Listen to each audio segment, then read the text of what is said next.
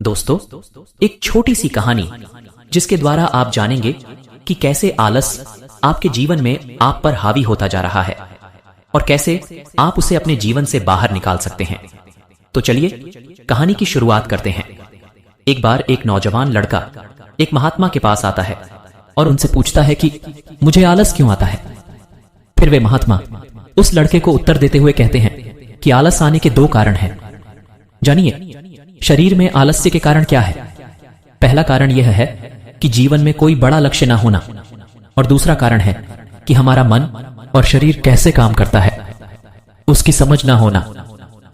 जिसके जीवन में कोई बड़ा लक्ष्य नहीं है उसके जीवन से तो आलस जा ही नहीं सकता, लेकिन जिसके जीवन में कोई लक्ष्य तो है लेकिन उसे अपने शरीर और मन की समझ नहीं है, वह भी आलस की चपेट में आ जाता है। हमारा मन बहुत ही बड़ा कलाकार है और यह हमें मूर्ख बनाने में ज्यादा समय नहीं लगाता है। अगर तुम ध्यान करना चाहते हो तो यह तुमसे कभी भी ध्यान करने के लिए मना नहीं करेगा। यह तुमसे कहेगा कि ध्यान करना ब्रह्म मुहूर्त में ज्यादा अच्छा होता है। अब ना तो तुम ब्रह्म मुहूर्त में उठ पाओगे और ना ही तुम ध्यान कर पाओगे।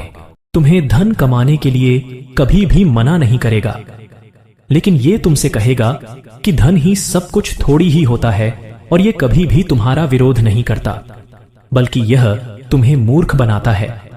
और कमाल की बात यह है कि तुम मूर्ख बनते हो। फिर वह लड़का उन महात्मा से पूछता है कि तो फिर इसका समाधान क्या है महात्मन। फिर वे महात्मा जी कहते हैं कि जो ये तुम्हारे साथ कर रहा है वही तुम इसके मन साथ करो, यानी कि तुम्हारा मन तुम्हें मूर्ख बना रहा है, तुम उसे मूर्ख बनाओ। जब तुम्हारा मन तुम्हें कहेगा कि कुछ देर सो जाता हूं उसके बाद काम करूंगा, तो तुम उसे कहो कि कुछ देर क्यों ज्यादा देर सोऊंगा, लेकिन उससे पहले काम पूरा करूंगा। तुम्हारा मन तुमसे कहेगा आज स्वादिष्ट भोजन खाऊंगा, तो तुम तुरंत उससे कहो कि स्वादिष्ट क्यों, अति स्वादिष्ट खाऊंगा, लेकिन उससे पहले 1 घंटे व्यायाम करूंगा। फिर वह लड़का उस महात्मा से पूछता है कि लेकिन कब तक मैं अपने मन को मूर्ख बनाऊं। फिर वे महात्मा जी उससे कहते हैं कि जब तक तुम अपने आलस से मुक्त रहना चाहते हो तब तक तुम्हें अपने मन को मूर्ख बनाते रहना है। अफसोस होता है कि मैं अपने जीवन में कुछ कर नहीं पा रहा हूं, क्योंकि मेरे भीतर से ही कुछ करने का मन ही नहीं करता। फिर ऐसी स्थिति में मैं क्या करूं। वे महात्मा जी कहते हैं कि मन को तो तुम मूर्ख बना सकते हो, लेकिन शरीर को तुम्हें समझना होगा। हमारा शरीर चलता है भोजन से, और अगर तुम मरा हुआ भोजन खाओगे तो वह तुम्हें ऊर्जा कैसे देगा। मरे हुए भोजन का अर्थ यह है कि ऐसा भोजन जो व्यक्ति अपने सिर्फ स्वाद के लिए खाता है, जिससे शरीर का उचित विकास नहीं होता है, जैसे कि मिठाइयां, पिज्जा, बर्गर आदि। इसीलिए भोजन ऐसा करो जो तुम्हारे भीतर ऊर्जा पैदा करे, न कि आलस, जैसे कि फल और घर का सादा भोजन आदि। कैसे? फिर वह लड़का महात्मा से पूछता है कि महात्मन में शुरुआत करूं। महात्मा जी कहते हैं कि शुरुआत करो एक बड़ा लक्ष्य निर्धारित करने से, यानी एक बड़ा लक्ष्य बनाओ। तुम्हारा लक्ष्य केवल कहने के लिए बड़ा नहीं होना चाहिए, बल्कि उस लक्ष्य के साथ तुम्हारी भावनाएं जुड़ी होनी चाहिए। अगर तुम्हारा लक्ष्य ऐसा है जिसके बारे में सोचकर ही तुम्हारे आंखों में आंसू आ जाते हैं, तो तुम्हें कुछ और करने की जरूरत नहीं है। फिर तुम्हारा लक्ष्य ही तुमसे सब कुछ करवा देगा। और अगर लक्ष्य इतना बड़ा नहीं है या फिर तुम्हारी भावनाओं के साथ जुड़ा हुआ नहीं है, तो फिर अपने लक्ष्य को खोजना ही अपना लक्ष्य बना लो।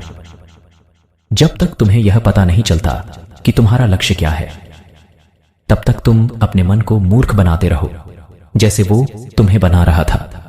कोई भी व्यक्ति शराबी बनना नहीं चाहता है, लेकिन उसका मन उसे मूर्ख बना बनाकर उसे एक शराबी बना देता है। कोई भी व्यक्ति चोर बनना नहीं चाहता है, लेकिन यह मन उसे बार बार मूर्ख बना बनाकर उसे एक चोर बना देता है। एक बात को तुम हमेशा याद रखना कि जब तक तुम बुद्धि से ऊपर उठकर बुद्ध नहीं हो जाते, तब तक तुम्हारे पास 2 विकल्प है। या तो तुम अपने मन के द्वारा मूर्ख बनो या फिर तुम इसे मूर्ख बनाओ। बीच का कोई रास्ता नहीं है। अगर तुमने अपने मन को मूर्ख बनाना बंद कर दिया तो यह मन तुम्हें मूर्ख बनाना शुरू कर देगा। फिर वह नौजवान लड़का कहता है कि यह तो आसान है, मन को मूर्ख बनाया जा सकता है। वे महात्मा मुस्कुराते हैं और कहते हैं कि यह आसान भी तुम्हारे मन को ही लग रहा है। ये मन कब और कैसी चाल चलेगा, उसके लिए तुम्हें जागरूक रहना पड़ेगा। अपनी जागरूकता को बढ़ाओ और जागरूक व्यक्तियों के साथ रहो, या फिर अपने खुद के साथ समय बिताओ। अगर तुम आलसी व्यक्तियों के साथ रहोगे तो तुम भी आलसी होंगे, और अगर तुम ऊर्जावान लोगों के साथ रहोगे तो तुम भी ऊर्जावान बनोगे। फिर वह लड़का महात्मा जी से कहता है कि मुझे अपने मन को मूर्ख बनाना अभी और इसी वक्त से शुरू कर देना चाहिए। महात्मा कहते हैं कि हाँ, सही कहा तुमने। सही समय की प्रतीक्षा करना भी इसी मन की एक चाल है, इसीलिए अभी और इसी वक्त से काम पर लग जाओ। दोस्तों, आज का यह आर्टिकल आपको कैसा लगा और इस आर्टिकल से आपको क्या सीखने को मिला, यह हमें नीचे कमेंट करके जरूर बताएं। साथ ही अगर आपको यह आर्टिकल पसंद आया होगा तो अपने दोस्तों के साथ इसे अवश्य शेयर कीजिए। धन्यवाद।